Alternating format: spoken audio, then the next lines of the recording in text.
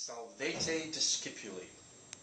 Salvete, welcome discipuli students. Sum Dr. Lasky. Sum, I am Dr. Lasky. Ero Wester Magister. Ero, I will be Wester, your Magister teacher.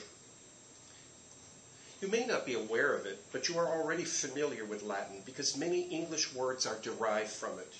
For example, the Latin word salvete literally means be of good health and is the root word for the English word salutations.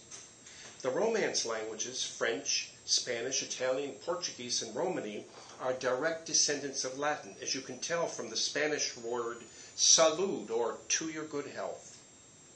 The Latin word discipuli gives us the English word disciple, which means students. The Latin word magister gives us the word magistrate. It's a two-way street. Latin will help you improve your English vocabulary, but your prior knowledge of English or of any of the Romance languages will help you with your Latin vocabulary. The purpose of this little video is to give you some basic tips and helpful hints on how to manage this course. There is also a written transcript of it on the home page of the course site. You can refer to it if there's any point that needs clarification that you saw in the video. One purpose of this video presentation is to show you the actual texts we will be using and to briefly take you through them and help you become familiar with them. There are 3 required texts and 1 audio MP3 formatted CD. The first text is called Artes Latinae. Artes means arts or skills, and Latinae means Latin skills. It's level 1, book 1. This is an interactive program learning text, which is quite unlike the textbooks most of you are familiar with.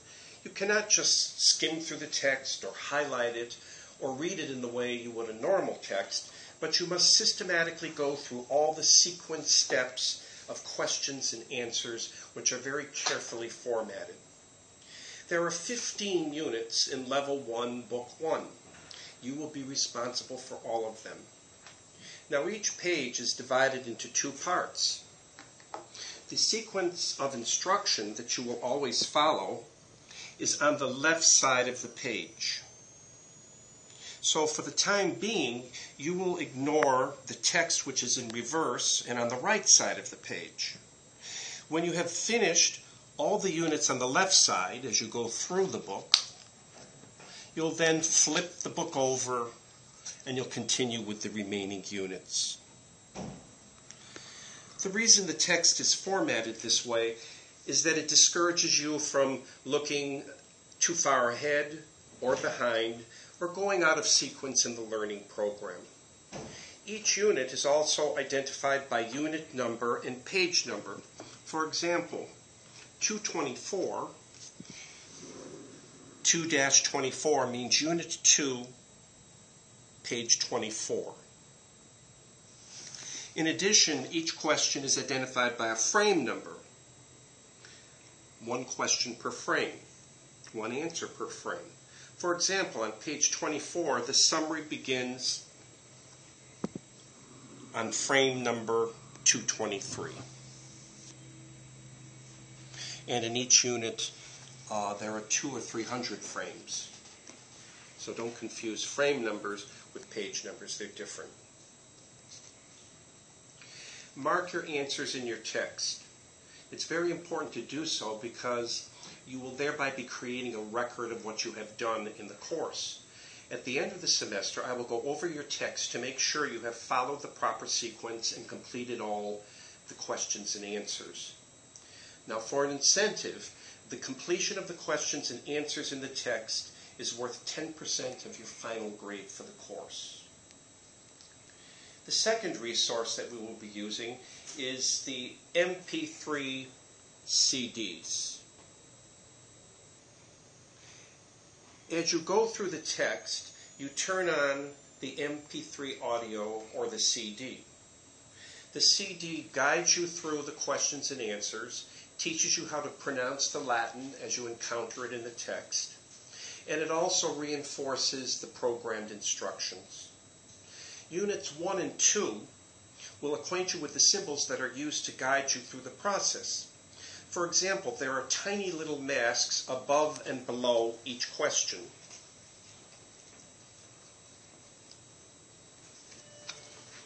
Here are some examples.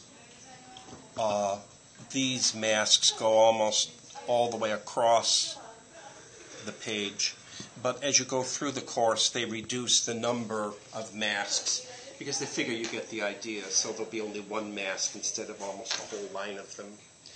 Actually, the masks look more like little envelopes. When you see them, you're supposed to block the text above and below with your hand. That is, to mask the text. You could use an index card or any reasonable manner of blocking the questions and answers that precede and come after. And the purpose of this is that you're really answering the questions in sequence on your own without peeking, so no peeking. Other symbols tell you when to turn the CD player on and off. The frame number is identified each time you proceed to a new question when you restart the CD. So when you shut it off at the end of one question and then you're instructed to go to the next question and to restart the CD, there will be a symbol that tells you to do that. It's actually a little black star. And when you turn on the CD, it will verify the frame number that you're at. Sometimes you will be asked to echo or repeat the Latin that has been pronounced, or to chorus it along with the teacher.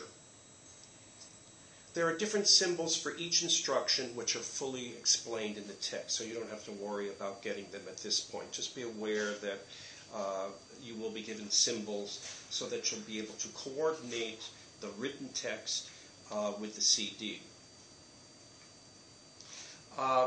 There are some little peculiarities. This text was originally written many years ago, and there are some terms that survive from the original text.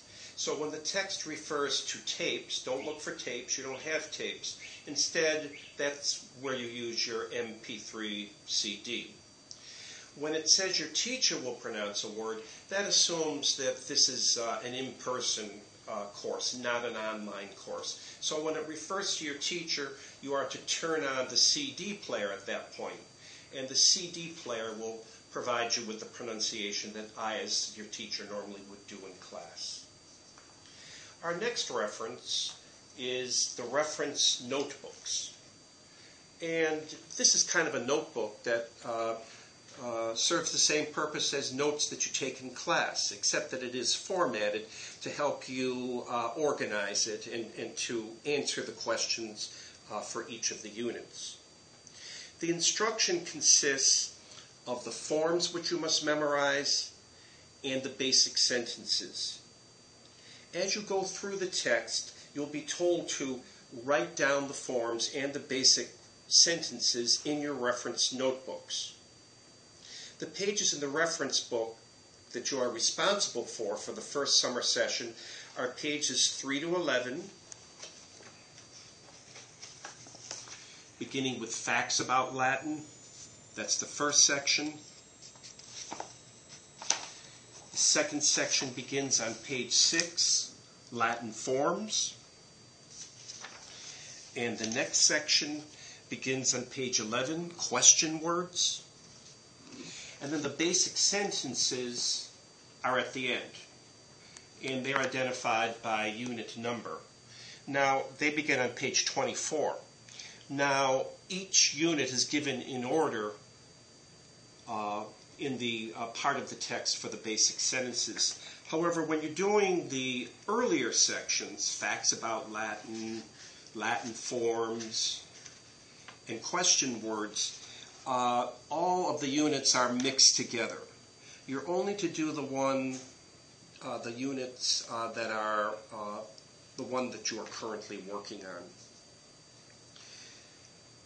At this point, as I said before, you are responsible only for the answers for units 1 through 15. But the questions for these units are not necessarily in order in the reference book. You therefore can't do just one section at a time, but must work all of them together so that you cover all the unit questions wherever they may appear. So, as you're reading, let's say you're going through Facts About Latin on page 3, you will notice that a unit number and frame number is provided. That's where the answer is found. Likewise, question 2 mentions unit 4 and frame number 113. But at the bottom of page 3, it indicates unit 16, number 161. Well, we're not doing unit 16. We're stopping at unit 15. So for the purpose of the course at this point, you don't have to do that question because it comes later than unit 15. At the same time, you have to work more than one section together so that when you finish the first section, you have to keep in mind that there are other questions that are within the unit you're responsible for, and you have to kind of work them all together. So you don't do just one section and then you're finished, but you have to do all the sections, the questions that pertain to the unit that you're studying. I hope that's clear, but if not, just send me an email. At the end of the semester, I will go through your reference books to make sure you have entered all the required information. Your reference books will receive a grade which will count toward your grade for the course. It is worth 20% of your final grade, so be sure that you complete the reference book accurately and completely. Well, this is the end of the first part of this introduction. The next video will move on with further instructions in part 2.